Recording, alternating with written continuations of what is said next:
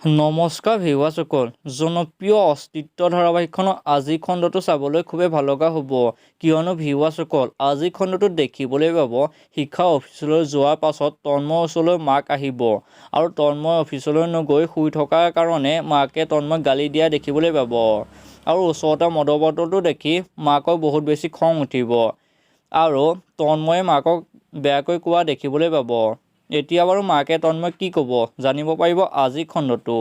আনফালে আজি খণ্ডটোত দেখিবলৈ পাব পাহাৰীয়া পৰঠা বনাই গৌৰৱক খুৱাব আৰু গৌৰৱে মনত বহুত বেছি আনন্দ পাব। এতিয়া বাৰু গৌৰৱে পাহাৰীক অঁতৰাই পঠিয়াবলৈ চেষ্টা কৰিব নেকি বাৰু জানিব পাৰিব আজি খণ্ডটো। ইফালে আকৌ তন্ময়ৰ মাকে দেউতাকলৈ ফোন কৰিব আৰু তন্ময়ে যে আজিকালি অফিচলৈ নাযায়, তন্ময়ৰ সলনি যে শিক্ষা অফিচলৈ যায় সেই কথাটো মাকে দেউতাকক ক'ব। এতিয়া বাৰু দেউতাকে কি কৰিব তন্ময়ক জানিব পাৰিব আজি খণ্ডটো। আনফালে আজি খণ্ডটোত দেখিবলৈ পাব গৌৰৱে খোজ কাঢ়িবলৈ চেষ্টা কৰিব। এতিয়া বাৰু গৌৰৱে খোজ কাঢ়িব পাৰিবনে বাৰু জানিব পাৰিব আজি খণ্ডটো। সেয়েহে ভিউৱাৰসকল, আজি খণ্ডটো চাবলৈ খুবেই ভাল লগা হ'ব।